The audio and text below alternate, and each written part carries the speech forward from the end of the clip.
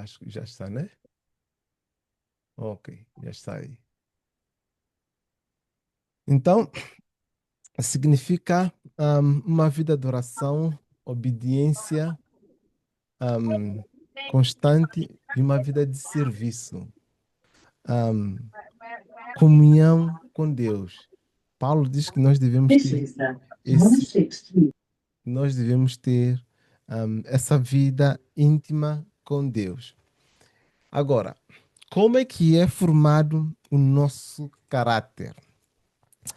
Caráter, no livro de Educação, diz que o caráter ele é formado por repetidos atos, não é? Ahm, então, o nosso estilo de vida, ele vai formar o nosso caráter. E o nosso caráter, ele é formado de acordo com os hábitos que nós repetimos constantemente. No livro de Educação, quando Mãe White ela diz que caráter é formado por repetidos atos. No livro Parábolas de Jesus, ela diz assim: cada ato, não é? Cada palavra, cada pensamento é uma semente lançada que produzirá colheita. Fixem bem esta palavra. Cada ato, cada palavra, cada pensamento é uma semente lançada que produzirá colheita. Não diz que não produzirá. Cada palavra que nós falamos, cada pensamento. Ontem, quem estava no estudo ontem, do sábado, de sexta-feira de pôr do sol, vai lembrar do que eu estou a falar aqui. Cada pensamento, nós lançamos uma semente. Em resultado de lançarmos essa semente, ela vai produzir o seu fruto. Ok? Então, tudo que eu faço, ela terá seu resultado, quer positivo, quer negativo. Não é algo que não vai acontecer. Vai acontecer porque nós, seres humanos, quando nós pensamos, quando nós falamos, quando nós agimos, nós estamos a tirar, estamos a plantar uma semente, de acordo com o livro Parábolas de Jesus aqui. E aonde que é o campo? Não é? O campo é o nosso caráter, não é? O caráter é o campo. É ali aonde ahm, as sementes vão germinar. Umas germinam muito rápido, outras germinam com o tempo, leva tempo para germinar, mas elas vão germinar, ok? Elas vão dar seu resultado. A graça perdoa o passado, mas não anula o princípio da semeadura. O Espírito capacita-nos a mudar o tipo de semente. Então, a graça, Deus perdoa-nos, mas Ele não anula as consequências das escolhas que fizemos. Nós sempre vamos colher o fruto daquilo que nós fizemos. Sempre vamos carregar conosco a consequência dos nossos atos. Às vezes isso não é fácil, isso dói. E há consequências que, irmãos, que ele dura a vida inteira. Nós vamos ver aqui. Há consequência que ele dura a vida inteira. Jesus é quem mais desenvolve a teologia da semeadura. Na parábola do semeador, Mateus capítulo 13, Marcos capítulo... Se vocês quiserem participar, dá o vosso contributo, sinta-se à vontade. Marcos capítulo 4, Lucas capítulo 8. Cristo fala disto. Ele diz que o semeador saiu a semear. Então, nós vemos aqui que Cristo ele aborda, diz que o semeador saiu a semear. Semear o quê? A semente é a palavra. O solo, aí, é o coração. O resultado depende do tipo de acolhimento. Não é? Será que nós vivemos de acordo com aquilo que nós professamos? Vocês acham que nós vivemos de acordo com aquilo que nós professamos? Eu acredito que se nós estivéssemos a viver de acordo com aquilo que nós professamos, Cristo já teria voltado. Vocês não concordam? Eu acho que nós estamos muito longe daquilo que está escrito. Nós muitas vezes pronunciamos, mas não fazemos. É muito fácil estar aqui, estamos aqui a estudarmos esse assunto. Mas quando a questão coloca-se quando é para colocarmos isso na prática, temos muitas dificuldades em colocá-lo na prática. Num dos primeiros estudos que nós falamos aqui, eu me lembro ontem, estava a ouvir o Vidra falar, eu não abordei este assunto, eu estava a deixar para hoje. E ele não estava presente no primeiro estudo, não é? Mas lembrei-me do estudo que nós fizemos que era quando eu tenho a dificuldade de amar, vocês lembram desse estudo? Quando eu tenho a dificuldade de amar, eu libero toxinas no meu corpo e essas toxinas, eles servem de veneno para o meu corpo. Ou seja, ele destrói meu sistema imunitário. Ele me destrói. Quando Cristo pede-nos para nós amarmos, para além de ser um mandamento, mas também ao mesmo tempo é uma prevenção, é um antídoto contra a doença. Porque se nós amarmos, nós não vamos liberar essas toxinas que vão nos prejudicar. Então, quando Cristo diz, ama o teu inimigo, é com o intuito de prevenir que nós ficamos doentes, tanto espiritual, tanto físico. Estão a ver? Então, a semente é a palavra, o solo é o coração. Agora, o coração, ele deve ser um coração fértil, aonde a palavra cai, aonde vai dar frutos. Não é um lugar. Há uma expressão que se usa que não é um terreno estéril. O coração deve ser um terreno fértil, aonde cai a palavra e ela dará seu fruto. Em Gálatas capítulo 6, versículo 9, Paulo diz assim: E não nos desfaleçamos de fazer o bem, pois se não desistirmos, colheremos no tempo certo. Paulo diz que nós não devemos nos desfalecer de fazermos o bem, porque no tempo certo vamos colher o fruto ou o resultado. Então, a semente que cresce em segredo, a semente que cresce em segredo, de acordo com Marcos capítulo 4, versículo 26 e 29. Cristo contando esta parábola, ele disse assim: Então contou-lhes que o reino de Deus é semelhante a um homem que lançou a semente sobre a terra. Enquanto ele dorme e acorda durante a noite e dias, a semente germina e cresce, embora ele desconheça como isso acontece. A terra por si mesma produz o fruto primeiro. Surge a planta, depois a espiga e mais tarde os grãos que enchem a espiga. Assim que as espigas amadurecem, o homem imediatamente lhes passa a foice, pois deixa eu ver aqui, pois é chegado o tempo da colheita. Então, Cristo está a dizer que quando nós plantamos, o homem que lançou a semente, ele não sabe quando a semente vai germinar. Ele vai dormir, vai esperar, mas a semente vai germinar. E isto é um perigo, irmãos. Por que que é um perigo? É um perigo porque o crescimento ele é silencioso. O agricultor não controla tudo. A vida acontece enquanto se espera. Isto é um perigo, porque um simples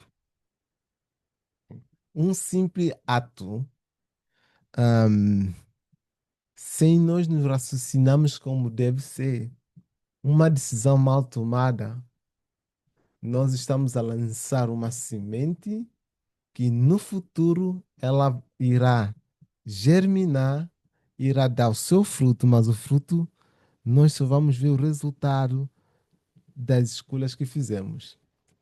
Em Provérbios capítulo 22, versículo 8, Salomão diz assim: O que semeia injustiça cegará males.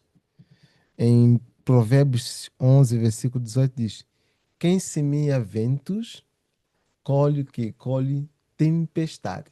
Então, aquele que semeia ventos, colhe tempestade. Eu estou aqui a avançar, porque nós já vamos entrar na parte que eu quero chegar, ok?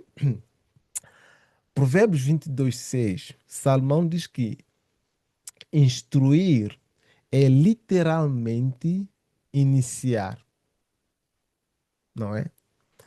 Esse texto aqui que diz: instrui o menino no caminho em que deve andar, que quando crescer não se desviará dele. Instruir é literalmente iniciar, é lançar numa direção. É a mesma linguagem que Cristo usou para a semeadura. Quando Deus pede-nos que nós devemos instruir os nossos filhos, por outras palavras, Deus está pedindo-nos que nós indiquemos, que nós instruímos a direção que eles devem seguir. E isto é a nossa responsabilidade. E nós não temos uma responsabilidade fácil. E a criança, ela não aprende só simplesmente com palavras. Ela aprende vindo aquilo que os pais fazem. E quando ela vê aquilo que os pais fazem, nós estamos a lançar semente que mais tarde vão germinar, só que não vão germinar agora. Elas vão germinar no futuro.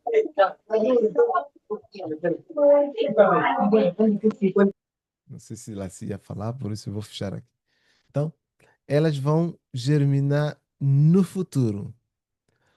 O foco, de acordo com Eclesiastes capítulo 7, versículo 8, o foco não é o momento, é o resultado final. Então, o que Salomão está a dizer-nos aqui, que o foco não é aquilo que está sendo feito no momento, é o resultado que se vai ter no fim. Agora, a educação dos filhos, o que é semear, por exemplo, no contexto da educação do filho? É o exemplo diário, o tom de voz, coerência, espiritualidade vivida, não apenas ensinada. Crianças aprendem mais com o que veem do que com o que ouvem. Pais não colhem o que desejam, colhem o que semeiam consistentemente. Queridos, talvez muitos de nós aqui que estamos aqui somos pais. Ahm, a minha filha de 7 anos, recentemente andei a observá-la, ahm, e eu vejo ela aqui em casa. É claro que quando, por exemplo, eu acordo bem cedo e eu vou para trabalho, eu não estou em casa para fazer meditação com ela. E recentemente ela começou a levantar e a pegar na Bíblia e a estudar. E eu fiquei a observar aquilo assim, ela para fazer isso, ela só deve ter observado isso da mãe. Ela não iria fazer isso por si só. Quando nós lançamos uma semente, ela dará o seu fruto.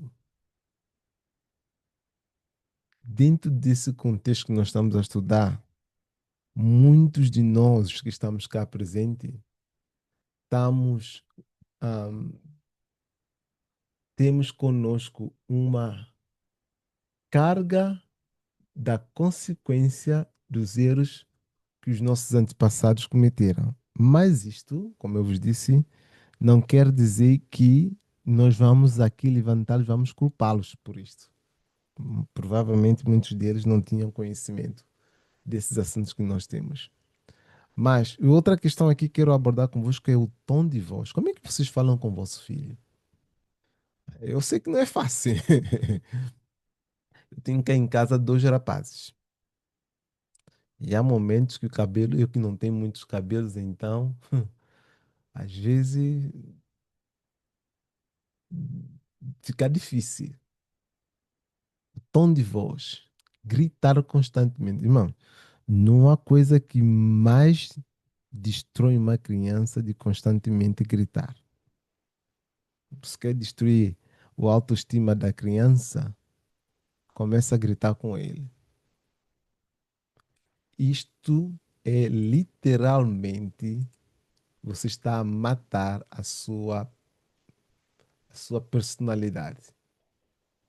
Começa a gritar com uma criança, vai ver que no futuro próximo ele vai perder o respeito por si.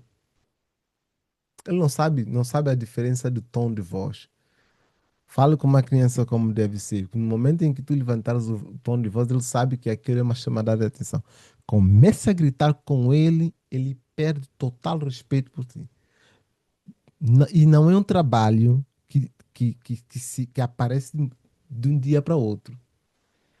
É como fosse, eu dei aqui um exemplo para os meus filhos, e eu disse assim para os meus filhos: se vocês deixarem a torneira da água aberta, à medida que ela vai gotejando e deixar um copo ali, vai chegar um momento que ela vai encher e começa a transbordar.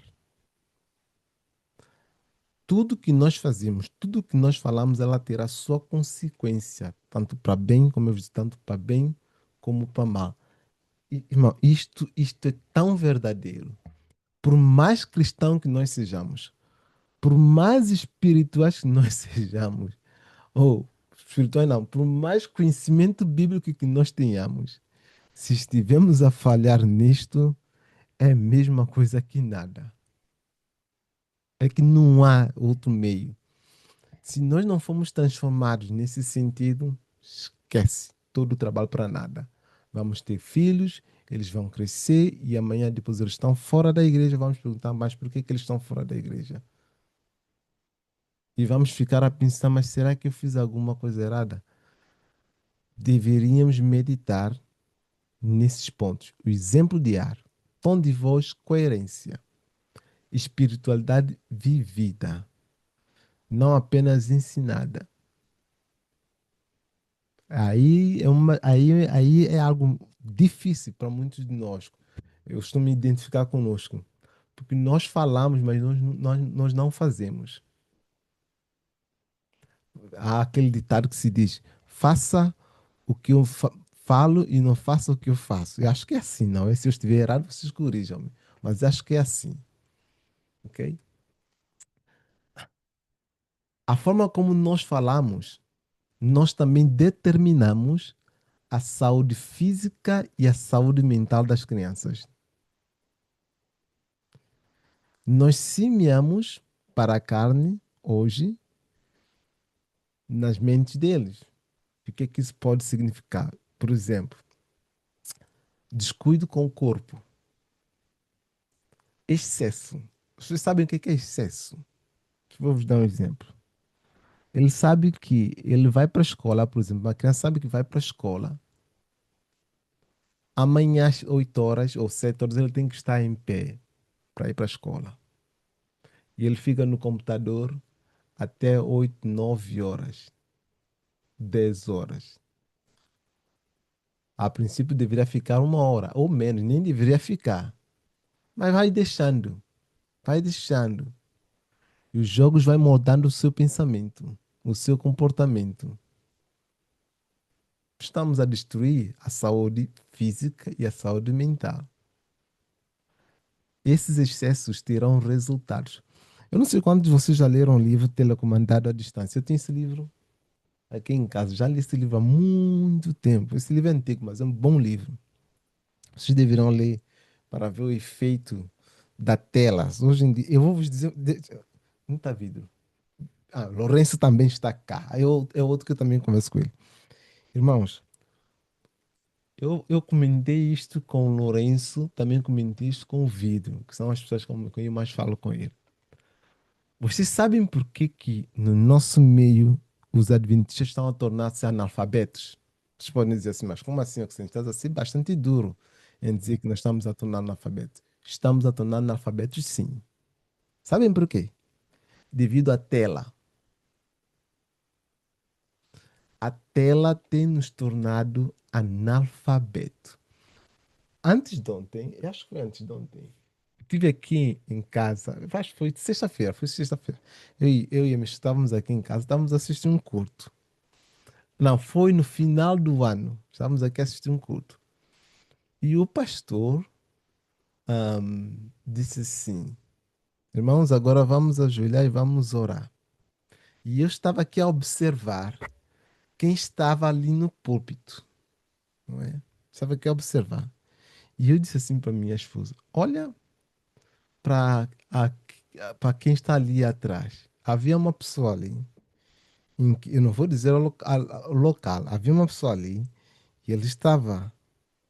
O momento era de ajoelhar-se. Ele não se ajoelhou e no momento de oração estava a conversar no telefone. Vocês sabem, eu ensino isso aqui para minhas filhas. Vocês sabem o que é que o Espírito de Profecia fala no momento de oração ou quando a questão é oração? Quando se é para orar a Deus, o joelho tem que dobrar. Não é ficar sentado na cadeira sossegado, não. Joelho tem que ir para o chão. É uma falta de respeito para com Deus quando nós não ajoelhamos. Atenção, salvo se tiver aqui situações físicas, a pessoa está aqui com problemas, mas em plena condição de saúde física, não fazê-lo, irmãos, isto é uma falta de respeito para com Deus. Se Moisés, que chegou na presença de Deus, Deus disse: Descalça-te, porque essa terra é terra santa. Quanto mais nós que invocamos o nome de Deus, quando a questão é para onde nós oramos. E esses tipos de comportamentos as crianças vão observando, vão pensando. Aquilo vai ficar ali, mas depois, à medida que eles vão crescendo, vão dizer: isso não é tão importante assim. Isto tem a ver com negligência. Para além de negligência de descanso e vida desordenada, não é? Tem a ver com negligência. Devemos prestar muita atenção nestes assuntos. Semear para espírito inclui equilíbrio, domínio próprio, cuidado do corpo como templo. Provérbios capítulo 17, versículo 22 diz: O coração alegre serve de bom remédio para a alma. Esse texto aqui vem de acordo com aquele artigo que nós lemos que quando eu não perdoo, não é? Eu libero a toxina que destrói a minha saúde. Semear para o espírito também inclui palavras são sementes, não é? Pensamentos são sementes, hábitos são sementes, conteúdos que consumimos são sementes. O perigo não está no ato isolado, mas na direção repetida. E com isto eu quero entrar aqui neste assunto. Natureza ou criação? Este artigo aqui que saiu na Euronews, eles disseram assim que quando se trata de saúde mental, tanto o DNA quanto o ambiente desempenham um papel fundamental. Na ciência, eles dizem assim, na ciência se parece com que os geneticistas e psicólogos chamam de interação gene-ambiente. Nossos genes, que é a nossa hereditariedade, influenciam certos traços, mas o ambiente, irmãos, o ambiente, ele é avassalador. O ambiente, criação, educação, relações, molda como esses potenciais são expressos. Eu vos tinha dito aquilo aqui da outra vez. Aquilo que aonde estou a viver, irmão, aonde estou a viver, eu vos disse, já vos disse isso para quem estava aqui no estudo da outra vez, e volto a afirmar. Se vocês vão viver em um lugar, façam uma pesquisa como é que é aquela zona. Não mudam só simplesmente. Hoje em dia está difícil. Não mudam só simplesmente para a zona, porque vou viver aqui naquele lugar porque é um pouco mais barato. Não cometam este erro. Façam uma pesquisa, porque eu estou dando gatilhos para disparar aquilo que está adormecido no meu corpo. O ambiente ele ele tem estímulos suficientes para despertar certos. Sim? Alguém ia falar alguma coisa? Não sei. Não sei. Se calhar, se calhar foi. Alguém ia falar alguma coisa? Acho que não, né? Ok. Eu estava a dizer que o ambiente ele tem gatilhos suficientes para fazer com que muito daquilo que está no meu subconsciente seja despertado. Esse estudo aqui foi feito com gêmeos idênticos. Pegaram hum, gêmeos idênticos, cerca de, eu tenho cá, deixa eu colocar cá para vocês verem, cerca de, hum, eles dizem aqui, onde está isso? 22 mil gêmeos idênticos. Então, eles pegaram cerca de 22 mil gêmeos idênticos, então eles colocaram em ambientes completamente diferentes. Têm mesmo genes, mas o facto de estarem em ambientes diferentes, o resultado foi avassalador. Eles dizem assim: um amplo estudo com gêmeos idênticos mostra que os genes das pessoas afetam sua sensibilidade às experiências de vida, o que por sua vez as torna mais ou menos suscetíveis a problemas de saúde mental. É uma questão antiga. A natureza ou criação é mais responsável por como nós tornamos na vida. Sabem o que é que isso me faz pensar? Por isso que eu vos disse hoje que esse estudo de hoje ele vai ser bastante difícil. Mesmo numa igreja, se não tiver irmãos consagrados, pode ser um ambiente, um gatilho poderoso para desviar os meus filhos. Oxênio, o que é que tu estás a falar? Sim, estou a dizer isso exatamente.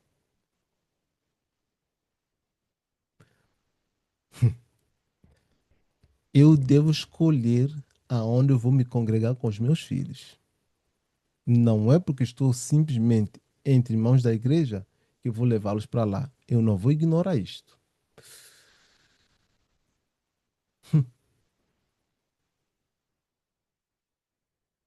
Os cientistas acreditam, irmãos, eu estou a dizer porque eu já vi cada coisa. Os cientistas acreditam há muito tempo que quando nós às vezes falamos de natureza ou ambiente, nós simplesmente pensamos que é um ambiente lá fora. Nós às vezes nem associamos com o ambiente dentro da igreja. Os cientistas acreditam há muito tempo que uma combinação de nossos genes em ambiente, nossas dietas.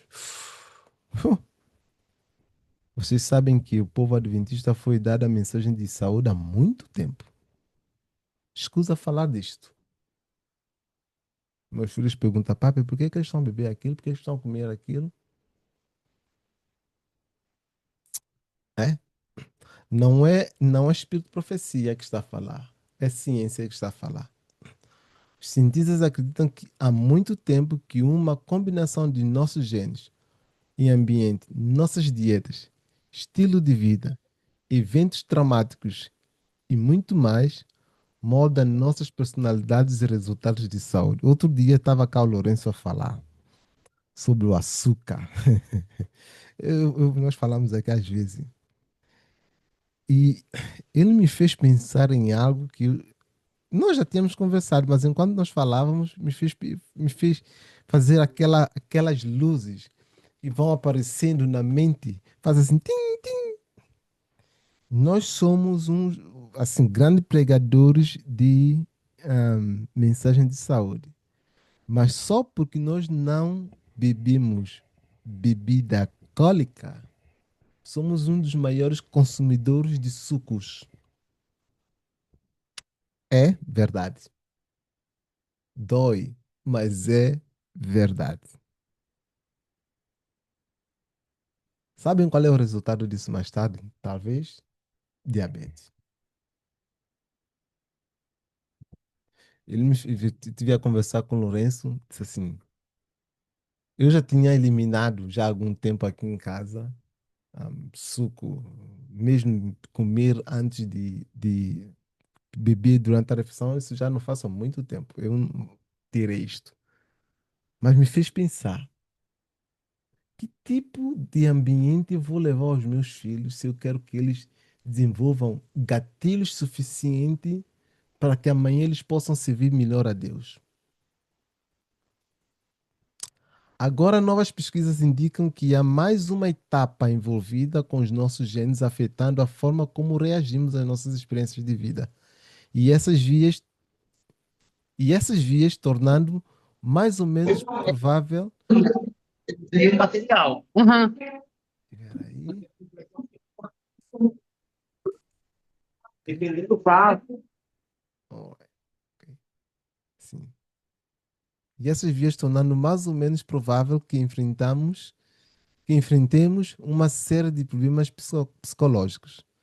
O estudo publicado na revista Natural Human Behavior analisou dados de quase 22 mil gêmeos idênticos em 11 estudos, naquele que os pesquisadores consideram o maior estudo já realizado para mapear todo o DNA de gêmeos idênticos. Eles identificaram ligações genético-ambientais como condições tão diversas como ansiedade, depressão, experiências psicóticas, neuroticismo, autismo e transtorno de déficit de atenção com hiperatividade. Essas descobertas confirmam que os genes influenciam características psiquiátricas e de neurodesenvolvimento, em parte, afetam a forma como as pessoas reagem ao mundo ao seu redor, disse Talia Hell, uma das autoras do estudo e professora de genética comportamental de desenvolvimento de King's College London, em um comunicado. Não me admiro tanto como é que os comportamentos de crianças hoje em dia, aqui em Inglaterra principalmente, como é que ele tem mudado muito. Deixa eu contar-vos uma experiência. Na nossa igreja, o que é que aconteceu? Ahm, a igreja, ela é semi-nova, não é? E tem cercado. Cercado não é tão alto. Então as crianças vêm, sobem e vão para o telhado da igreja. E ficam ali a correr. Estamos embaixo e você ouve barulho. Um dos irmãos aproximou para esses jovens, estamos a falar de jovens de seus 8, 10, não, 9, 10, 11, 12, 13 anos. Disse assim: vocês não podem estar a fazer isto. Vocês sabem o que é que esses, esses garotos responderam: fazemos sim, e tu não podes fazer nada. E a propriedade não era deles. Tu não podes fazer nada. O irmão da igreja ficou impotente e de facto não podia fazer nada, porque tinha a lei a proteger. Não podia fazer nada.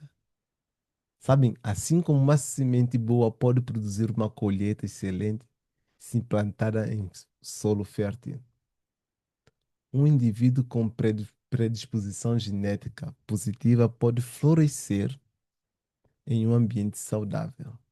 Mas se essa boa semente for plantada em solo pobre ou hostil, seus efeitos podem ser danificados ou distorcidos.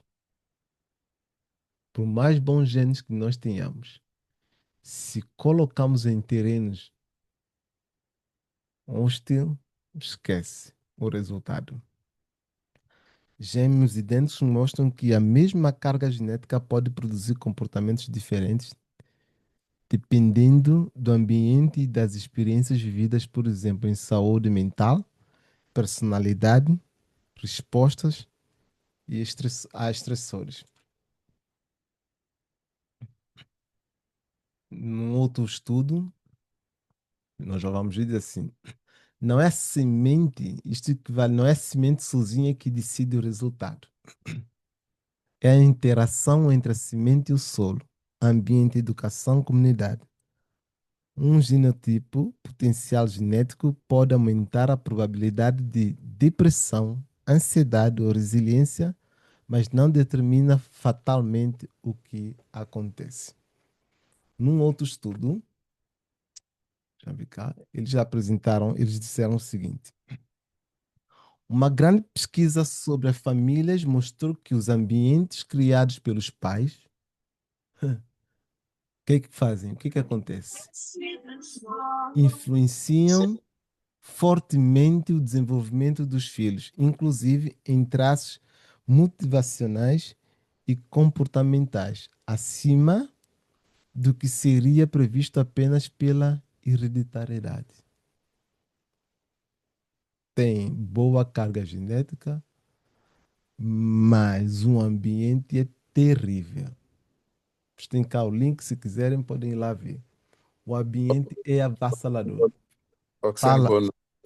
fala aí. É tipo, cadê? Quando eu ouço-te a falar, eu chego à conclusão que culturalmente nós já viemos a dizer isso já há muito. É aquela frase que existe em português: ah, diz-me com quem andas, dir-te-ei quem serás. Eu tenho esse texto aqui. É que antes da epigenética chegar a essas conclusões aí que tu estás a dizer, culturalmente nós já sabemos disso, né? Uhum, O que eu vejo, de acordo com aquilo que tu estás a explicar, é que além de nós termos, quer dizer, nós podemos até ter um bom gene, mas o ambiente onde nós estivermos inseridos, aquilo também é prejudicial, depende, né, do ambiente onde nós estivermos inseridos. tanto religioso como do mundo. Exato. Então, o papel do pai aí é tentar passar ou ensinar os filhos os bons atos e também o cuidado de ver esses mesmos filhos envolvidos com as pessoas, digamos assim, que não trazem uma boa influência. Então, o Hum, papel dos pais é um papel a dobrar, se é que eu entendi muito bem aquilo que tu estás a explicar. sim. Exato. É Não, uma não, tarefa, não é é um uma papel tarefa. fácil. Epa, mas temos que fazer, pá. Temos que fazer, né? Temos que fazer. Não é um papel fácil. Sabe que igreja ela não começa lá no quatro, na quatro paredes, lá onde nós vamos. A igreja começa em casa. E é aí que tu deves moldá-los. E deve moldá-los bem. Há textos que eu não coloquei cá. Meu amigo Ricardo não está cá. Ele tem esses textos de cor salteado, mas eu já li esse texto e também tem esse texto. Em que eu vou parafrasear, mas eu prometo vos trazer-vos o texto aqui. Que há crianças, irmãos, que eles são. Eu não vou falar a palavra na íntegra porque eu prefiro trazer o texto. Eles são. Estou falando de crianças de pais cristãos. São uma péssima influência para as outras crianças. Sabem por quê? Porque os pais não educam em casa e levam-nos para a igreja. E na igreja, eles fazem o seu trabalho de influenciar os outros ao mal. É um lugar difícil. É um lugar de bênção, mas é um lugar difícil, porque nem todos nós estamos a andar de acordo com como assim diz o Senhor. Deveríamos, mas não fazemos.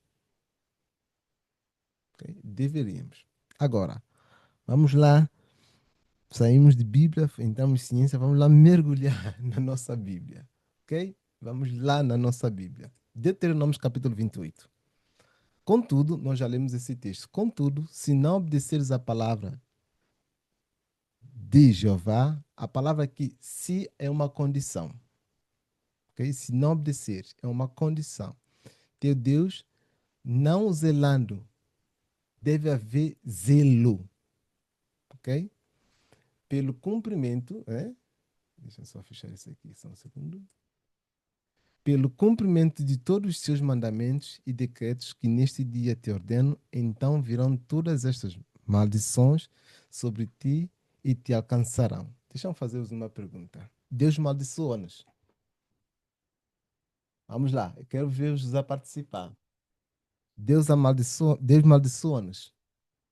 O texto Não, diz. Oh, a Adelaide está aí. Mas por que que o texto diz que... Não entendi a pergunta, peço desculpas. Eu perguntei, Deus amaldiçoa-nos. Baseando-se no livro de Deuteronômios 28, sim. Opa! Temos aí bênçãos decorrentes da obediência e da desobediência. Então, pode nos amaldiçoar. Oh! Quem mais? Deus não nos amaldiçoa. A maldição é a consequência da nossa escolha de desobedecer a Deus. É o contrário da bênção de Deus. Eu rejeito a bênção de Deus, fico sob o controle do inimigo, então por isso eu tenho a maldição. É uma escolha nossa, consequência de desobedecer e não Deus a amaldiçoar-nos. Vai ficar interessante. Mais alguém?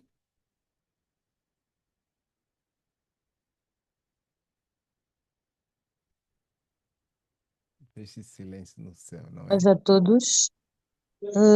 Queria também emitir aqui a minha opinião relativamente ao tema.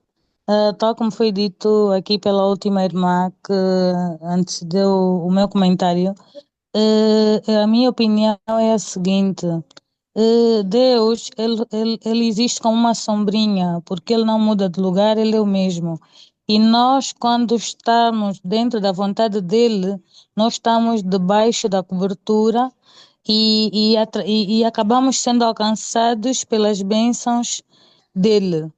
Imediatamente quando nós saímos da obediência dele, estamos saindo da sombrinha. E tal como acontece no mundo natural, se nós estamos diante de uma sombrinha, nós ficamos protegidos da chuva, e se ficamos fora da sombrinha, acabamos ficando molhados. Então, naturalmente, quando nós saímos por debaixo da sombrinha de Deus, por desobediência às leis de Deus, automaticamente nós ficamos à mercê da chuva. O que é a chuva? Quem não é por mim é contra mim. Quem não está com Deus está com o inimigo. E na arena do inimigo nós absorvemos todas as maldições que o próprio inimigo leva para a nossa vida. Porque o inimigo, ele veio somente para roubar, matar e destruir. Este é o meu contributo. Obrigada. Opa! Ficou interessante também. Eu vou complicar mais ainda. Posso complicar mais ainda, irmãos? Vocês acham que nós devemos complicar mais ainda? E esse texto aqui? Malditos filhos do teu ventre e o fruto da tua terra e as crias das tuas vacas e das tuas ovelhas. O que é que vocês têm a dizer acerca desse texto? Uhum. Penso que isso é uma maldição, é um castigo que vem fruto de uma desobediência. Uhum. Sim, Mas, porque é consequência de um ato pecaminoso, né? Até porque Deus mesmo diz que ele repreende e castiga a todos quanto ama. Então, a irmã que falou da sombrinha deu um bom exemplo. uhum. Porque se nós olharmos mesmo para a própria história daqueles que foram torturados, até Jó disse que de Deus não esperamos só coisas boas, mas também o mal. Mas há aqui uma controvérsia. Esse texto fala dos castigos decorrentes da desobediência. Maldito serás. Eu penso que isso é uma maldição para aqueles que não andam segundo a vontade do Senhor. E que também pode servir como um alerta para podermos melhorar onde temos falhado, sob pena de não sermos amaldiçoados também. Exatamente. Deus aqui, ele diz, se não obedeceres, há uma condição aqui. E o resultado da desobediência, nós colhemos as consequências. Deus coloca a condição. Primeiro ele coloca a bênção, depois ele coloca a condição. Olha, essa é a condição que tu tens. Se me amares.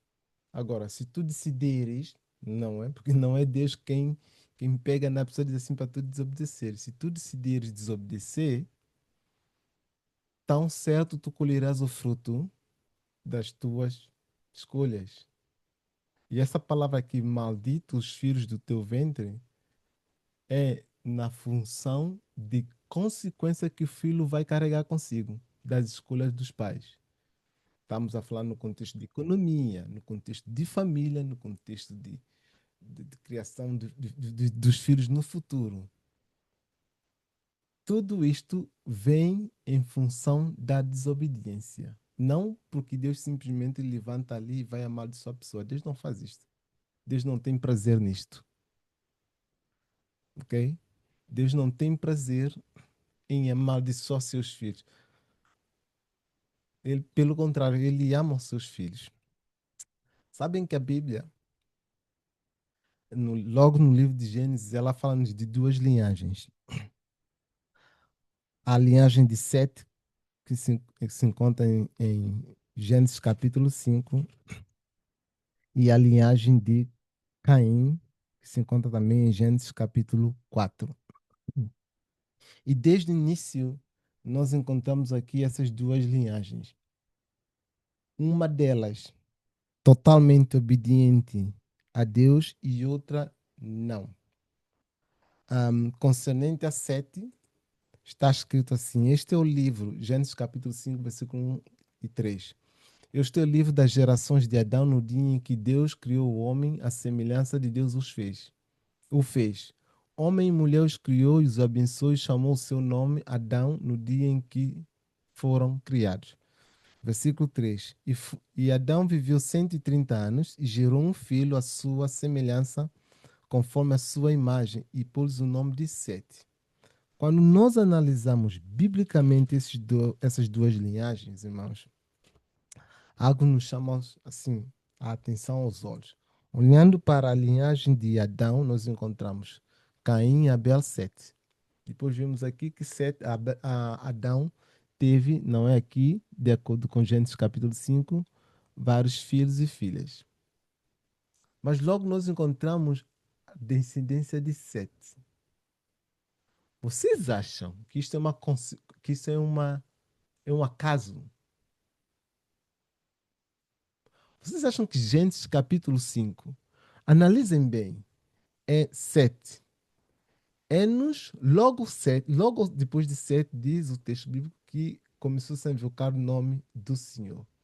Temos Enos, Cainá, Malael, Jared, Enoque, Matusalém, Lameque, Noé. Vocês acham que é um acaso que essa geração toda de homens tementes a Deus simplesmente surgiu por acaso ou surgiu porque foi feito um trabalho de casa primeiro? Vamos observar, por exemplo, a descendência de Caim. Caim, Enoque. Vocês sabem, não é mesmo Enoque daqui, ok? Não é mesmo Enoque que está cá. Esse Enoque de Sete foi trasladado aqui, ok? Esse Enoque aqui que foi levado para o céu, ok? Que os anjos levaram para o céu. Esse Enoque que está cá, ok? Foi responsável pela criação. Se eu estiver no erro, irmão, vocês me ajudam, me corrijam, ok? Foi responsável pela criação da cidade de Babilônia e de Nínive. Ok? Nimrod. Daí é que vem Nimrod. Se eu não estou no erro. Então, essa geração de Caim, Ah, sim, ok, Nimrod vem depois do dilúvio, depois do dilúvio, não é? exatamente, dos descendentes de Noé, Não é, ok, obrigado. da descendência de Cã. De Cã, ok, obrigado. Então, descendentes de Caim, nós temos Enoque, Irad, Meusael, Lameque, Ada, Zilá, Zubal aqui, não é? Tubal-Caim e Naamá. Vocês acham que isso é uma coincidência, irmãos? Isto não pode ser uma coincidência. Como é que de um homem que decidiu desobedecer a Deus, em resultado da sua desobediência, a descendência dele toda foi uma descendência iníqua. Bem, nós podemos dizer assim, mas ahm, n- estás a querer dizer que isso é genético? Não. Eu estou a querer dizer que é o seguinte: o ambiente também, claro que isso é uma carga genética, mas o ambiente em que eles foram submetidos, o exemplo que seguiram de Caim, foi crucial para definir o seu destino. E exatamente é a partir daí, da linhagem de Caim, que aparece primeiro que homem que decide se casar com duas mulheres, ou decide tomar duas mulheres. E hoje em dia, isso está espalhado aí no mundo como se fosse um veneno. Diz o texto bíblico: e tomou Lameque para si duas mulheres, o nome de uma era Ada e o nome da outra Zilá. Sabem por que que a Bíblia, aqui Gênesis capítulo 19, em versículos, Gênesis capítulo 4, versículo 19 diz, e tomou Lameque, por que que está cá escrito? Alguém quer tentar me explicar por que que esse texto está cá na Bíblia? Alguém quer tentar explicar por que que esse texto está aí na Bíblia e tomou? Por que que Moisés escreveu isto? Ok. Esse texto aqui, no livro de Gênesis, aparece como se fosse, vamos imaginar, a Torre Gêmeas de 11 de setembro. Algo inédito que nunca aconteceu, que ficou marcado na história. É nesse contexto que aparece esse texto aqui de Gênesis capítulo 4, versículo 19. Nunca havia acontecido até então um homem, naquela época, tomar duas mulheres. E diz o texto: e tomou Lameque para si duas mulheres. Nunca havia tomar um desvio de padrão. O que é desvio de padrão? Refere-se a como variações nos genes influenciam traços e comportamentos que se afastam da média ou norma social, como agressividade, extroversão ou propensão em certos transtornos, sendo resultado da interação complexa de múltiplos genes, poligênica, e um ambiente, não sendo um único gene determinante, mas uma predisposição que se manifesta como um desvio da conduta típica em relação à média populacional e normas culturais. Sabem que o ambiente, ele aqui, irmãos, ele tem um papel terrível. Múltiplos genes, não é um único gene, não é um único gene, mas a combinação de vários que afeta traços como temperamentos, risco para depressão ou transtornos alimentares. E como é que isso funciona em relação à genética e comportamento?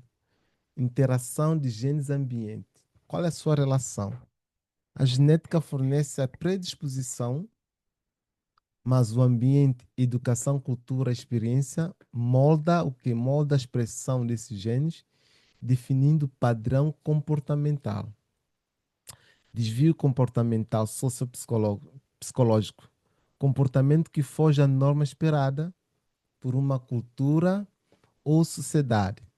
Daí nós vimos, por exemplo, homicídio, roubo ou mesmo traços como impulsividade extrema. Temos também, por exemplo, transtorno de conduta, padrão de violação de direitos alheios com componentes genéticos e ambientais, demência frontotemporal, não é? Variante comportamental, mudanças de personalidade, desinibição, falta de empatia ligados a alterações cerebrais com bases genéticas. Há pessoas assim, você olha para a cara da pessoa assim, ela assim, é completamente antipático, assim, tem tu vês a expressão da pessoa às vezes bastante dura.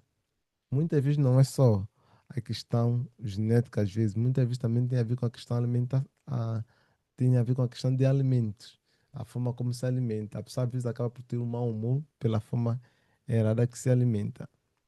Ok? Em resumo, o desvio não é uma falha, mas uma manifestação de diferenças genéticas e ambientais que fazem com que o comportamento de um indivíduo se afaste da média, seja por predisposição genética ou pela complexa interação com o mundo. Sabem, depois que o povo saiu de Babilônia, o povo de Israel esteve em Babilônia no cativeiro por 70 anos. Depois deles saírem de Babilônia, estavam aí envolvidos com muita coisa em Babilônia, viram muita coisa em Babilônia, como ambiente molda as pessoas, viram muita coisa em Babilônia e regressaram de Babilônia para Israel. Sabem o que é que diz a Bíblia acerca disto? Diz assim: como ambiente havia moldá-los completamente. Neemias capítulo 13, versículo 23 e 25. Diz assim: além disso, naquela época, constatei também que o que Neemias constatou? Que alguns judeus tinham despojado mulheres estrangeiras. De Asdod, Amon e Moabe. Vocês sabem quem são os descendentes de Moabe? Nós vamos falar disto no próximo estudo também. Okay? Sabem quem é o pai de Amon e Moabe? Vocês sabem quem é? Ló. Ló. Exatamente. Ló é o pai de Amon e Moabe. A metade dos seus filhos falavam a língua de Asdod ou a língua de um dos ouros de outros povos, aqui não, não, outros povos gentios, e não sabiam falar a própria língua de Judá. Eu os repreendi e invoquei maldições sobre eles. Cheguei a espancar algum deles e arranquei-lhes os próprios cabelos. Eu imagino Neemias no nosso tempo na igreja hoje. Imagina se nós tivéssemos Neemias no nosso tempo.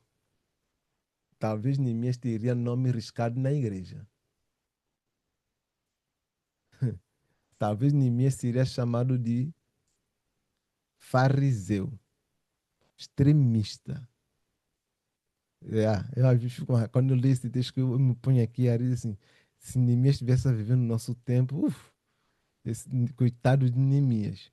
Fiz com que jurassem por Jeová o nome de Deus e os adverti, não dareis, escutem bem, não dareis, nós vamos aprofundar esse assunto mais à frente, não dareis vossas filhas em casamento aos filhos dos pagãos. E do mesmo modo, não tomareis as filhas deles para vossos filhos, nem para vós mesmo. Era uma ordem divina que eles deveriam obedecer.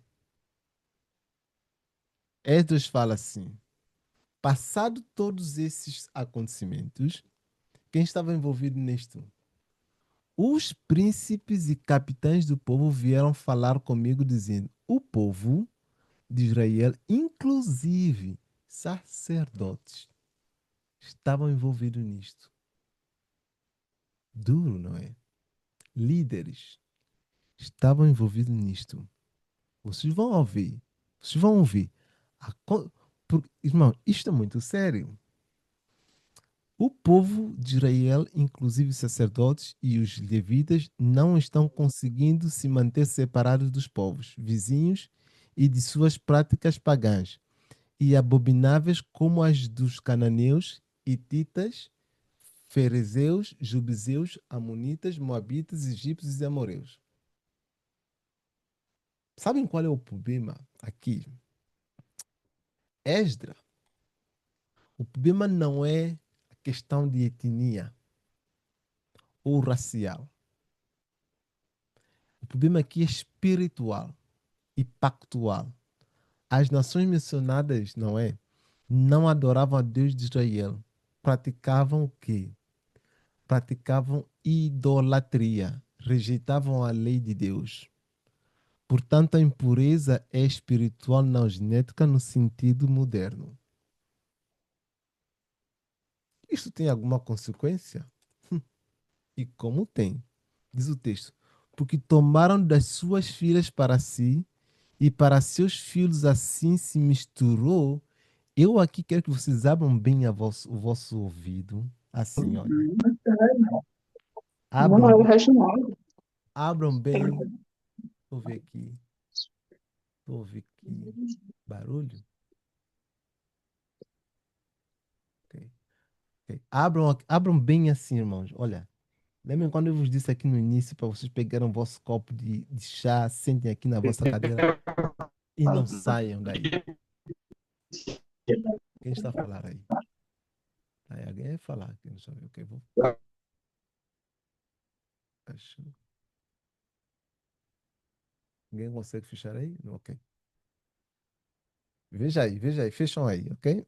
Assim, eu estava a dizer, abram bem os vossos ouvidos, deixam assim bem abertos. Se não abrirem, fixam, abram os olhos, memorizem aquilo que nós vamos falar agora. Irmão, eu vos imploro, memorizem, não esqueçam. Se tiver que tirar foto, tire foto, faz o que quiser, ok? Abram bem vossos ouvidos. Porque tomaram para si, ok, assim, já diz, 9:2. Como eu vos disse, nós vamos disso mais a fundo, à frente. Porque tomaram das suas filhas para si e para seus filhos, e assim se misturou linhagem santa com os povos dessa terra. E até os príncipes e magistrados foram os primeiros nesta transgressão. Esdra diz que misturou-se a linhagem santa. Ou seja, misturou-se uma semente com a outra. Vocês sabem o que acontece na agricultura quando se planta uma semente próxima da outra? Quem sabe me dizer o que acontece? Vocês vão entender o que Esdra está a dizer. Vamos lá ver quem é aqui que entende um pouco de agricultura. Temos aqui quantas pessoas? Oh, 29 pessoas. Quem entende um pouco da agricultura? O que acontece quando nós plantamos uma semente próxima da outra? Alguém aí sabe? Eu aprendi isso quando era mais novo. Ninguém aí sabe? Ninguém aí trabalhou no campo? Ou trabalha no campo? Eu Misericórdia. não trabalhei no campo, não é? Mas quando estás a falar de cruzamento de espécies, não é? À partilha de DNA, formam-se híbridos. Uhum. Mas? Tem outro detalhe também na questão. Ele tá Quando... aí. Fala. Oi, pode, tá bem. Tem outro detalhe na questão quando se planta duas, colocam duas sementes uma perto da outra. A mais forte deixa a mais forte engole, colocar entre aspas esse engolir, né? Mas há sempre eu vou colocar o verbo engolir mesmo. Uma engole a outra no bom sentido, né? Tem uma que fica mais fraca, debilitada e não consegue nutrir aquilo que a outra está roubando dela. Na verdade, há um roubo aí de fotossíntese, e sempre uma vence. A mais forte sempre vence. Uhum. Ok? Nelma, Ok, Agostinho. ok. Eu ia dizer a mesma coisa como o irmão acabou de dizer aqui. Uma acaba por sufocar a outra. Ok, Uma desenvolve muito mais e a outra muito menos. ok. Nelma. Sim, também podemos dizer que ambas correm o risco de ficarem raquíticas, não Uhum. vão desenvolver. Vamos ouvir. Bom, mais? Alguém quer dizer mais alguma coisa? Vocês sabem que quando se planta, por exemplo, milho no campo, não se pode plantar geralmente outras plantas perto. Por isso é que vocês às vezes encontram assim o campo assim só de milhos. principalmente milho é uma planta assim, forte e que na questão de terreno ele te retira muito nutriente do terreno. Por isso que ele tem grande quantidade de cálcio, o milho. Mas na questão de polarização, as abelhas são elas, abelha e vento, são elas que fazem a fecundação do pólen. Ok? Sibeli, vou deixar te falar, depois eu falo. Fala, Sibeli, fala aí, fala aí.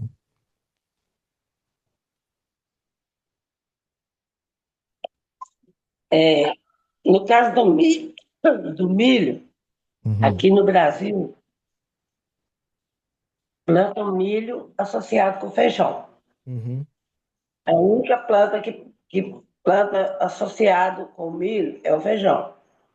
Até porque quando se colhe o feijão, a palha do feijão ela volta para a terra para exatamente. adubar o milho que está crescendo. Uhum, E na maçã, a gente planta, tem que plantar, por milho. exemplo, o sul, que planta muita maçã.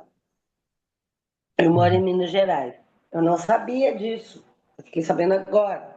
uhum, Que aqui não produz maçã, que a gente pega a sementinha da maçã aqui. Eu tenho mania de fazer isso que eu peguei com a minha mãe. Finco qualquer sementinha na terra e brota. Aí brotou uma semente de maçã, eu plantei na minha casa. Aí eu descobri que para uma maçã ela, ela polinizar com a outra e produzir uma árvore, dar uma árvore que dá frutos, ela tem que ter duas espécies diferentes. Aqui, por exemplo, é gala e fuji. Coloca as duas plantas separadas, numa distância, né, normal de diametragem, acho que é a 2 metros que ela fica grande, e planta duas espécies para dar polinização e as duas plantas produzirem. uhum. Então, muitas plantas que têm essa necessidade de polinização. A lixia, muitas plantas aqui, que não são plantas comuns. Vocês estão onde? Estou em Inglaterra. Ah, pois é, não é planta que vocês conhecem, não. Não é planta que vocês conhecem, não. Mas aqui são as plantas que precisam de polinização e plantas que a gente Uhum. utiliza, igual no caso do milho, você estava comentando que não, Milho e não feijão coloca devem ser plantados nada juntos. junto com milho, não coloca nada junto com milho, porque, né, por isso que ele tem mais, né, tem mais nutrientes. Uhum. Mas aqui a gente não utiliza, não. A gente utiliza o feijão plantando Feijão. junto, até para aproveitar espaço. E Sim. aproveita a palha do feijão para, como cobertura verde, que a gente fala. Uhum. Exatamente. Para adubação verde. Tá bom? Exatamente. Obrigada. Exatamente. Nós plantávamos feijão e milho juntos. Sabem que nesse processo as abelhas elas tiram um pólen do outro e vai fazendo a fecundação. E isto influencia muito na espécie de planta, ok? Aquilo que o Wesley também acabou de dizer, acaba por enfraquecer a outra espécie. A linhagem Neemias não é apenas simplesmente DNA. Quando Neemias observa aqui essa questão, os filhos já não falavam, diz o texto, já não falavam a língua da fé, já não conheciam a lei, já não tinham identidade espiritual. Ele conclui que a semente santa estava sendo diluída. É o que Neemias está a dizer. Irmãos, vocês vão ver, isto é terrível. Isto é terrível. E nós levamos esse assunto de forma muito banal. Muito, muito, muito banal. Misturar sem aliança íntima. Casamento com quem não partilha a consagração compromete a transmissão da fé à próxima geração.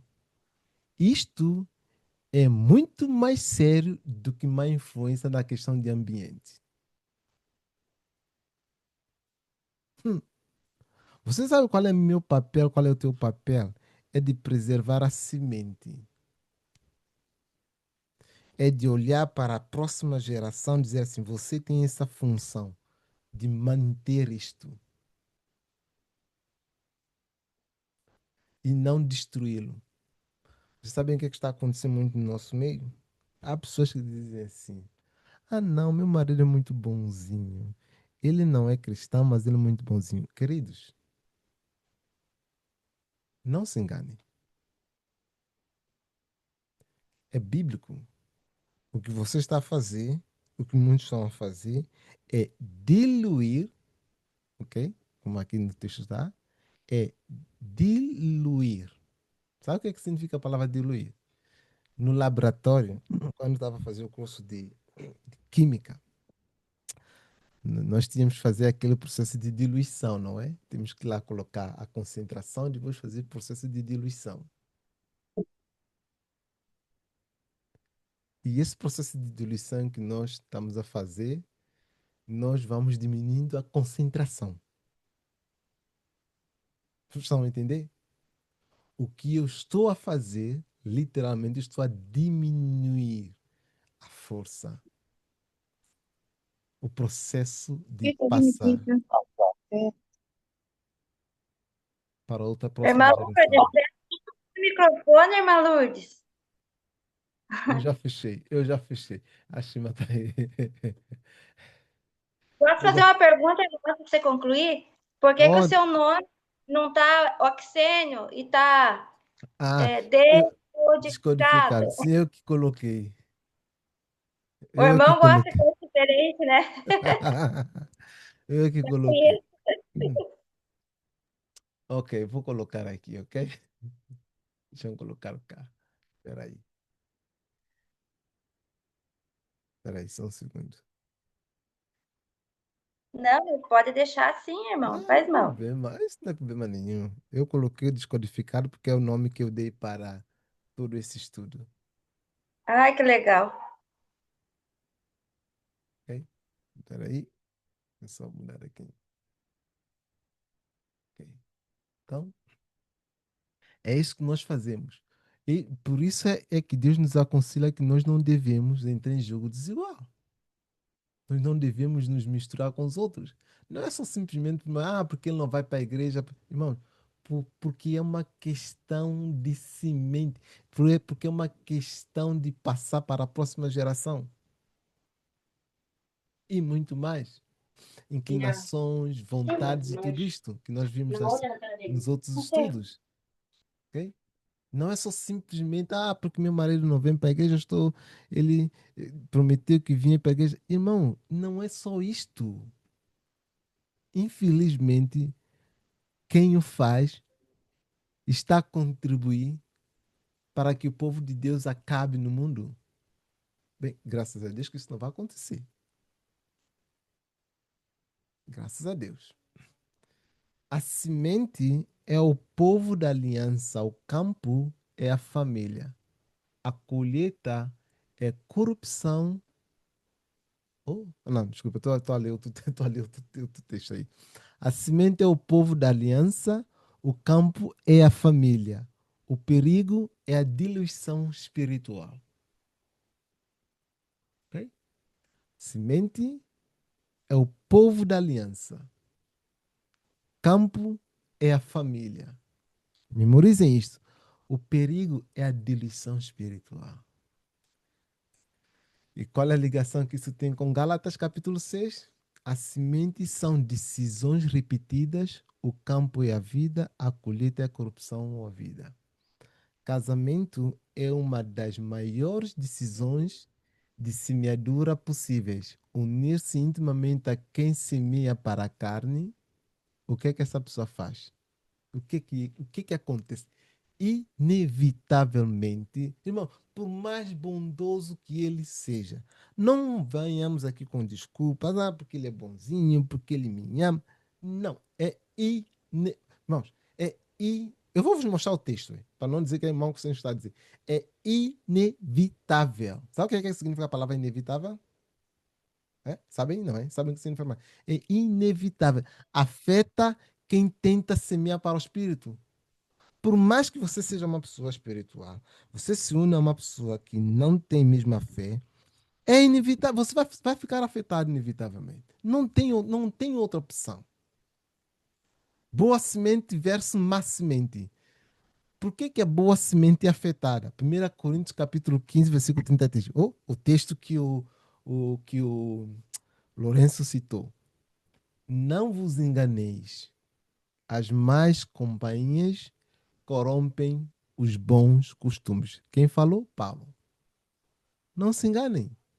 Más companhias corrompem bons costumes. Em 2 Coríntios capítulo 6, versículo 14, diz assim: não vos prendais a um jugo desigual com os incrédulos. Por quê? Porque casamento é uma aliança. Aliança, deixa eu ver cá, só um segundo, ok? Exatamente. Por quê? Casamento é uma aliança. A aliança, o que acontece? A aliança molda o quê? Molda prioridades. Prioridades, o que acontece com prioridades? Moldam os filhos. Filhos definem o futuro da linhagem. Não é que a boa semente deixe de ser boa, é que ela deixa de se reproduzir fielmente. Estão a entender? Prioridades moldam os filhos. Filhos definem o futuro. Quantos jovens não estão fora da igreja de casamentos que não deveriam acontecer entre crentes e cristãos? Quando nós fazemos a nossa escolha. Escuta o que Irmão White diz assim. O casamento com os ímpios tem sido a causa da apostasia de muitos profetas e reis. E no livro Lar Adventista, ela diz: a influência do cônjuge não consagrado é quase sempre para afastar a alma de Deus. Outro dia eu falava aqui que quando a pessoa não é consagrada, para além dela não ser consagrada, ela carrega consigo uma áurea. Sabe o que é a áurea?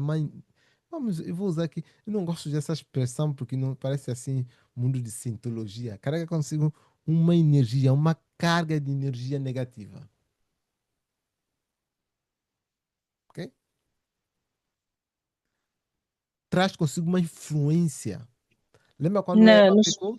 Sim, Adelaide diz. No Espírito de Profecia diz uma atmosfera. Uma atmosfera, Essa pessoa exatamente. tem uma atmosfera que a cerca. Que a cerca. Obrigado. Era esse texto que estava aqui. Obrigado, esse texto. Sabe quando Eva pecou? Quando ela trouxe o fruto, assim, ela trouxe o fruto assim para Adão, diz que ela conseguiu trazer assim um poder hipnotizante. Entendeu? Trazer consigo um poder hipnotizante. Queridos, não se alinhem. Okay? Não se alinhem. Fujam. Deuteronômio 7, 3, 4. Nem contrairás matrimônio com os filhos dessas nações, não darás tuas filhas a seus filhos, nem tomarás as suas filhas para teus filhos, pois elas fariam desviar-se teus filhos de mim, para que servissem a outros deuses, e a ira do Senhor se acenderia contra vós outros, e depressa vos destruiria. Deixa eu fazer aqui um teste. Deixa eu ver onde é que nós estamos. Estamos quase a terminar, mas deixa eu fazer aqui um teste. Posso só fazer um apanhado, Xenis? Pode.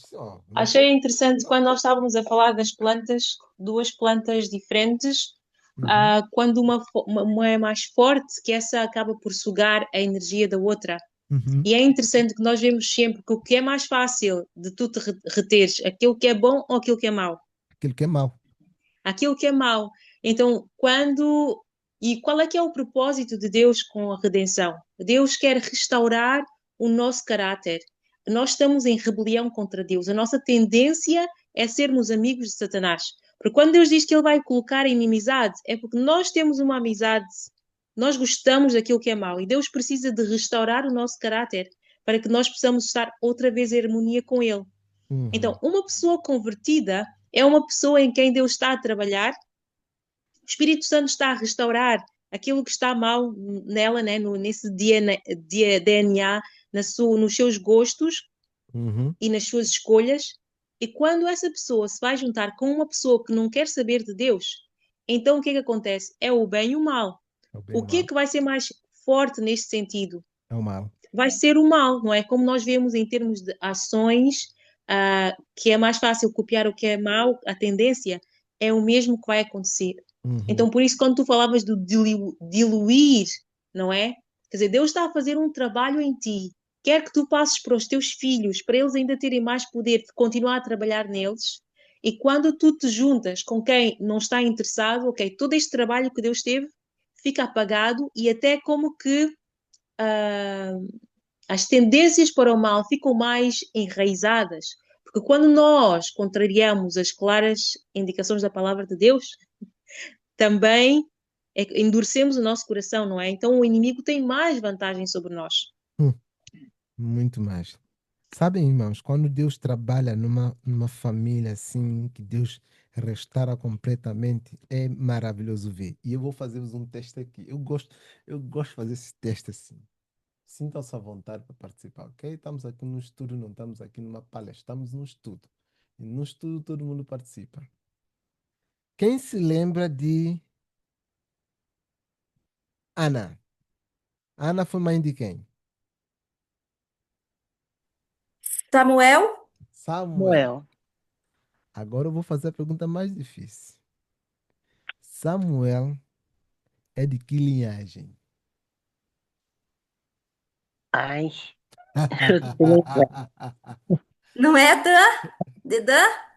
Hum, eu acho que é Benjamin. eu quero um nome específico. Ah, Samuel sim. não era levita?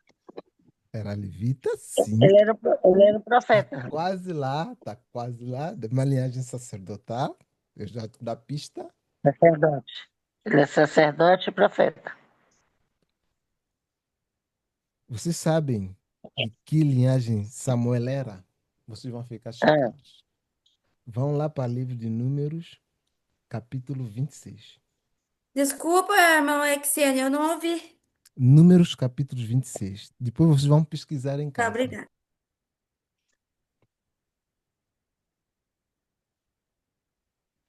Números, capítulo 26.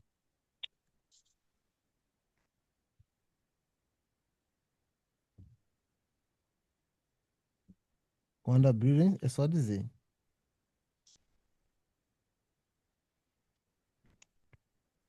Achei. Ok?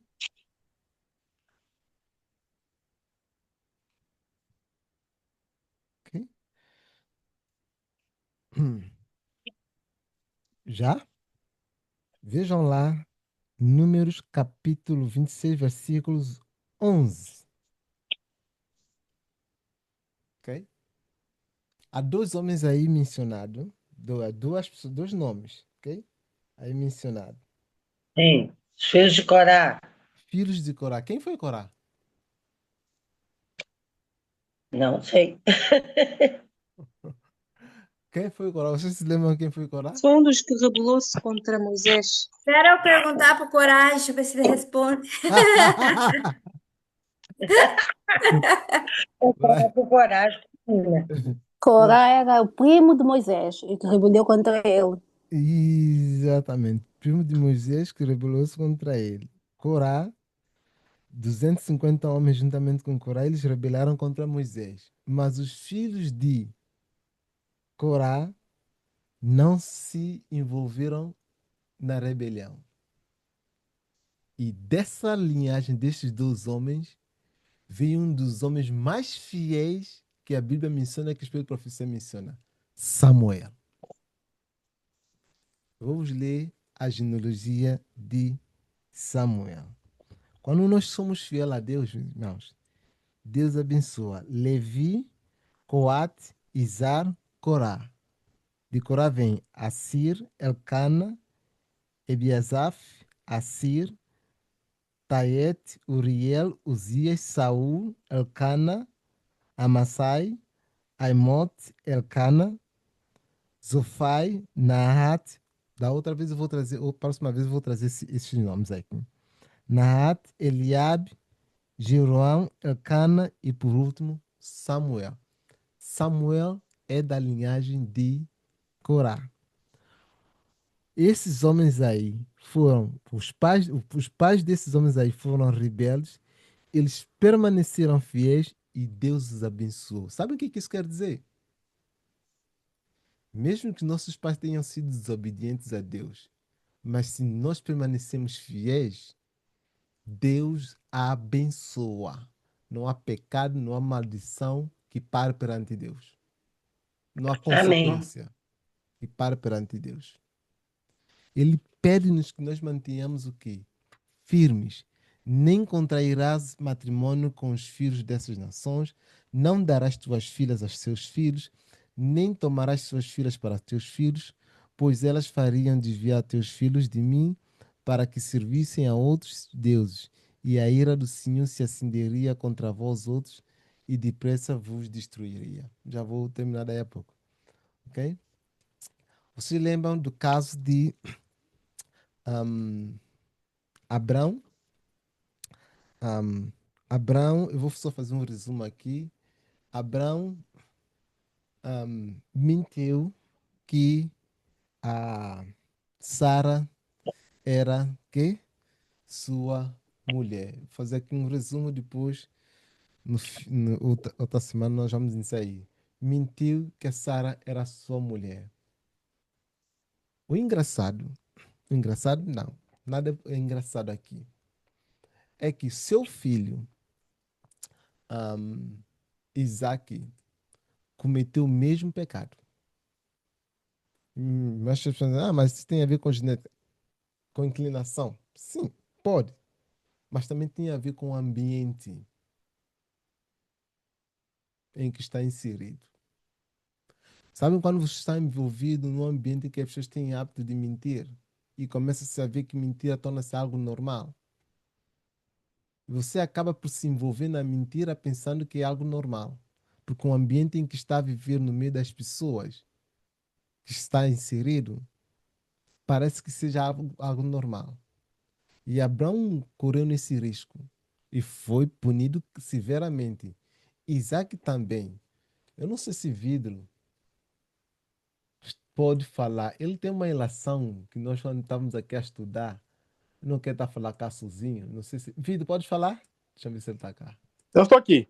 Fala. Eu preciso que tu fales daquela analogia que nós fazemos aí de Sara e Abraão. Por que que Deus não deixou... Já agora eu vou te entrevistar aqui, não é? Por que que Deus não deixou que a Sara fosse a mulher de Elimeleque? Sim. Quando Deus aparece a Abraão e Sara em pessoa e come o cabrito com eles, não é? Ele diz que dentro de um ano voltarei a ti e a Sara estará grávida, não é? Uhum. É naquele dia em que a Sara depois se riu. Deus ainda falou com ela na pessoa de Jesus e ela disse, não, eu não menti. Lembra desse cenário, né? Uhum. A Bíblia depois passa, eles os dois, por causa dos problemas que estavam ali a viver e também da seca, eles vão e mudam-se para... vão para a terra de... Agora esqueci o nome, mas já me vou me lembrar. É nessa altura em que o rei, o Abimeleque, ele vê Sara, e é estranho, porque Sara nessa altura já era avançada em idade, mas ela conservava uma beleza muito específica. A gente não sabe como é que Deus fez Sara, mas ela e a própria sobrinha eram de uma linhagem de pessoas muito bonitas. Muito bonitas, sim. Yeah. O Abimeleque. O povo de Deus é todo assim, desculpa. O Abimeleque, se Gostei vocês dessa agora. repararem, o Abimeleque vai e Sara já estava provavelmente com 89 anos nessa altura, porque o filho dela nasce, ela estava com 90, Uhum. ok? Ela com essa idade, o Abimeleque achou que ela era muito bonita. E eu vou fazer aqui só um parênteses, antes de continuar. É interessante aquilo que tu estás a dizer, que nós consideramos o pecado hoje normal, ok? Mas essa questão da relativização da palavra de Deus, falamos ainda ontem, né? A Sara não, a Eva caiu por relativizar a palavra de Deus, não é? Deus disse isso, não é bem assim, é assim. A Sara, no caso, naquele tempo, para o pessoal da terra de Abimeleque, ok? Eles também relativizavam a palavra de Deus, ou as regras que Deus colocou em cada um dos corações. Porque, reparem, eles disseram assim, o Abraão, o pensamento dele era assim, você tem que dizer que é minha irmã, porque és muito bonita, porque se és que é minha mulher, vão me matar para ficar contigo. Olhem bem a relativização da palavra de Deus. Para aqueles homens, matar era menos grave do que adulterar. Ou seja, adulterar, não, nós não podemos adulterar, jamais. Mas matar o homem para ficar com a mulher dele estava tudo bem. E então, essa relativização da própria palavra de Deus também aconteceu para o próprio Abraão, infelizmente. Ao ele considerar que a meia-irmã dele, que era uma verdade, trazer uma meia-verdade, que é uma relativização, pegar uma verdade e considerá-la meia-verdade, porque até tem uma certa verdade nisso, a intenção é que conta. Quando o Abimeleque se apercebe que a Sara era muito bonita, fica com ela. Deus não permite que o Abimeleque durma com Sara, se deite com Sara. Nós não sabemos se ele teve um problema físico, se ele bebeu muito, se teve uma impotência sexual ou se não teve ereção. A Bíblia não diz isso. A verdade é que ele não conseguiu dormir com ela. Era a intenção dele, mas Deus não permitiu. Quando ele dorme, tem um sonho, o que acontece? Deus lhe aparece no sonho e Deus diz, você está a fazer mal. E o Abimeleque, sabe o que ele diz? Ele diz assim, não, peraí. Ele me disse que é minha irmã. O Abimeleque vai conversar com Deus no sonho. E Deus diz assim, eu sei que tu fizeste isso de forma inocente, mas por isso mesmo é que eu vim te avisar. Significa que até alguns pecados que nós fazemos na inocência, Deus nos considera culpados. Porque não fomos suficientemente diligentes para ver se aquilo que estamos a fazer é bem ou é mal. Há duas formas de pecar. Nós podemos pecar por três formas. Por negligência, por falta de diligência ou simplesmente por forma voluntária. O que seria pecar por negligência? É quando você sabe que alguma coisa é errada e você não se esforça para evitar aquilo. Você é negligente. A falta de diligência é quando você não se esforça o suficiente para perceber sobre aquele assunto e ter a certeza que a tua decisão vai no caminho certo. Ou quando nós pecamos de forma consciente. E reparem só, Deus não permite que ele dormisse com ela, e Deus vai em sonhos falar com Abimeleque. Já me lembrei da terra. Eles foram para Gerar. Não tenho aqui a minha Bíblia, desculpem. Eles foram para Gerar. E nessa altura, o Abimeleque se justifica e diz assim, devolva a mulher dele, porque se tu não devolveres, você vai ter problema em toda a tua casa. Por que Deus não permitiu que a Sara dormisse com o Abimeleque, ou o Abimeleque dormisse com a Sara, no caso é mais o Abimeleque com a Sara? Porque ela já estava grávida. Um tempo antes, Deus apareceu e disse, tu daqui a um ano vais ficar grávida, vais ter o teu filho. Ela naquela altura já estava grávida. Se o Abimeleque tocasse na Sara e dormisse com ela, quando o filho já estava da barriga da Sara, que já estava grávida nessa altura, não é? Nascesse, o Abraão iria ter dúvida se aquele filho de facto era dele ou não, porque ela já estava grávida. No dia em que Deus teve com eles a fazer a entrevista, naquele período ela ficou grávida. E quando vai a Gerar, o Abimeleque a toma por mulher, ela tinha ficado grávida pouco tempo antes. E Deus não permitiu para não suscitar nenhum tipo de dúvida na cabeça de Abraão, e porque a própria Sara era a mãe das nações, né? Daquilo que era o plano de Deus vinha se cumprir nela. E é interessante que muitas das vezes nós somos negligentes, como Abraão foi, ok? No cuidado com a sua esposa. Mas Deus, mesmo assim, para preservar a linhagem que precisava vir de Abraão, ele interviu. E é interessante que sempre que há um problema grave na terra, em hebraico se diz Malek Yahweh, o próprio Deus vem, se manifesta numa teofania para resolver problemas graves. E se nós repararmos, todas as vezes que havia uma situação gravíssima, Deus vinha para intervir, para poder resolver. E nesse caso, Deus não permitiu que o Abimeleque sequer tocasse na Sara, porque ela já estava grávida do próprio Abraão. Valeu, obrigado.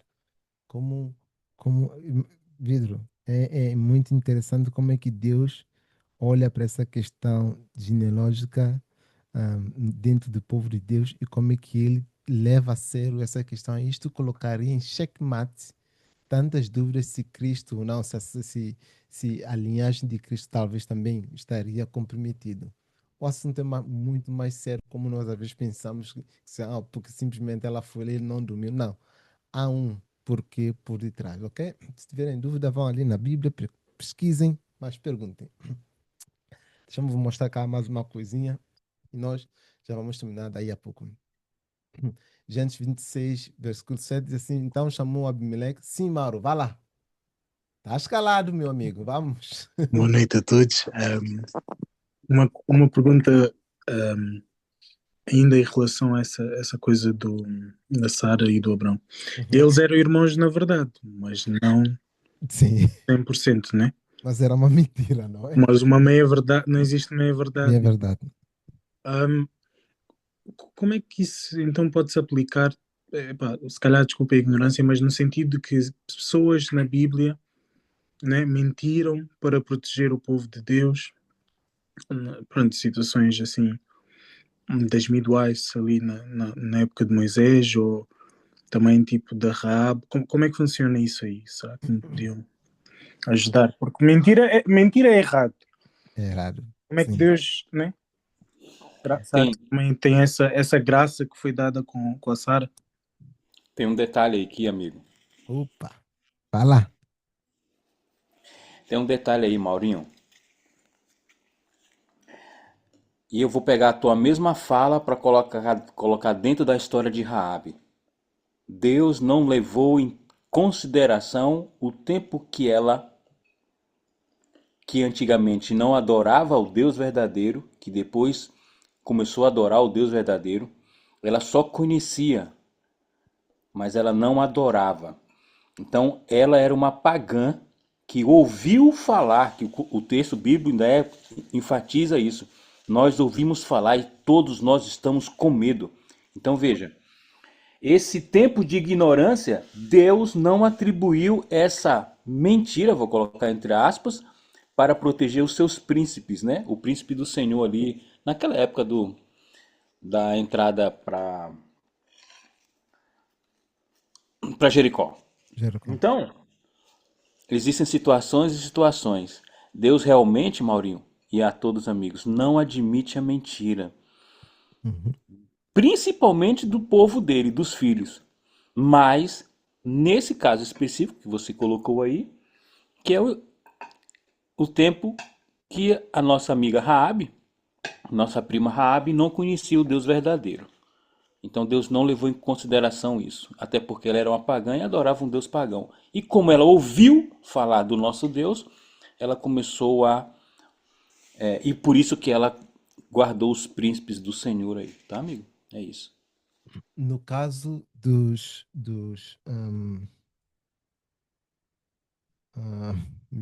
cadê o nome agora? Daqueles mártires do Piemonte. Como é que eles chamavam? Piemonte aí da Itália. Como é que se chamava esses mártires? Opa, deu agora um branco. Valdense. Os valdenses, obrigado. No caso dos valdenses, eles não mentiam, eles eram ensinados a manter em segredo a localização onde eles estavam, desde criança. Então, a igreja católica na altura tentou várias vezes descobrir a localização, mas os valdenses eram ensinados a manter em segredo a localização. Eu vou acrescentar isso, Oxênios. Uhum, Isso sempre foi uma estratégia divina. uhum, Eu vou te falar aqui como foi estratégia divina que Deus Pai escondeu como o filho? Levou para outra parte para que Herodes não o matasse. uhum. Então veja, para a conservação do evangelho, Deus usou essa estratégia não só com Cristo, mas com toda a trajetória bíblica até Com chegar João bem a Batista você. também. Exatamente. Com João Batista. Ahm, nós também temos essa situação aqui, nós vamos observar essa situação aqui com Isaac, mas vamos analisar a linhagem de Isaac mais para frente, não hoje. Isaac também mentiu que a Rebeca era sua esposa. Isaac pagou caro por isto. Eu não vou abordar a questão de Isaac hoje, mas vou abordar mais à frente. Eu quero abordar aqui a questão de Sara e Agar. Duas mulheres representando duas sementes, uma santa, vamos colocar aqui a outra impura. Vamos usar esse tema aí. Não sei se esse tema é o correto. Uma temente a Deus, não é correto. Uma temente a Deus e outra não temente a Deus. Tiveram dois filhos, não é? Sara teve Isaac e Agar teve Ismael. O interessante, quando se deu a questão da escolha, por exemplo, de uma esposa para Isaac, Abraão levou em consideração algo que foi muito importante para a continuidade da descendência. Mas, falando aqui na questão de Esaú, concernente à separação de Esaú com seu pai, está escrito no livro Patriarcas do Profeta o seguinte: os primeiros ensinos de Abraão não foram destituídos de efeito sobre Ismael. Agora veja o que aconteceu com Ismael. Mas a influência de suas mulheres teve como resultado estabelecer a idolatria em sua família. E isto aqui, irmãos, isso aqui é muito importante, o papel do pai na família. Separado do pai e amargurado pela contenda e discórdia de um lar destituído do amor e temor de Deus, Ismael foi compelido a escolher a vida de selvagem e pilhante de chefe do deserto, sendo sua mão contra todos e a mão de todos contra ele. Gênesis, se eu comentar a Gênesis 16:12. Em seus últimos dias, ele arrependeu-se, ok? Alguns que não sabem, Ismael chegou a arrepender-se. Em seus últimos dias, arrependeu-se dos seus maus caminhos e voltou a Deus do seu pai. Mas o que aconteceu com os seus descendentes? Isso é que é interessante para nós sabermos. Mas permaneceu o cunho de caráter dado à sua posteridade. Sabe o que quer dizer cunho? Sabe a palavra marca, o estigma? Qual aí? Marcado. Mas permaneceu o cunho de caráter dado à sua posteridade. A poderosa nação que dele descendera foi um povo turbulento, gentio, que sempre foi incômodo e aflição dos descendentes de Isaac. De quem é que estava o erro? De Isaac, de Ismael? Não. Dos pais. Ok? Isaac teve a oportunidade de se arrepender e se arrependeu do seu caminho. Graças a Deus isso aconteceu. Mas ficou a marca aí das suas decisões. É isso que nós devemos tomar cuidado, irmãos. Mesmo que os pais ali cometeram erros, não é? As nossas decisões devem tomar um rumo completamente diferente. E Deus vai abençoar assim como ele abençoou a descendência de Ismael. Não se esqueçam disso. Mas nós devemos ser fiéis a Deus. Fiéis. Ok? Devemos ser fiéis a Ele. E vamos terminar com este. Quando Abraão decidiu tomar uma esposa para seu filho Isaque, ele teve algum cuidado ao fazer essa escolha.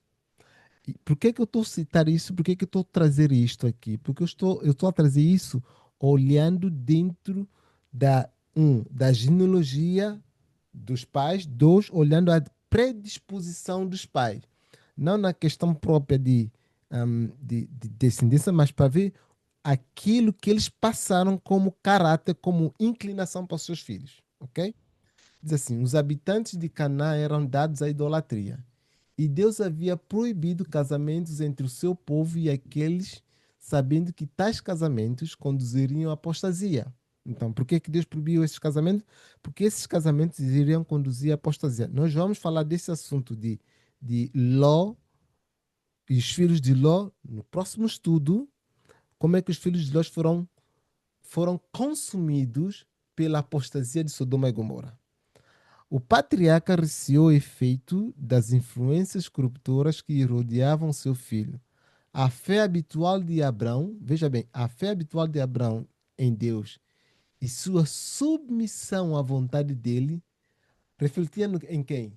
Refletiam-se no caráter de Isaac. Sabe aquele homem doce, aquele homem amigo, aquele homem amável que Abraão era?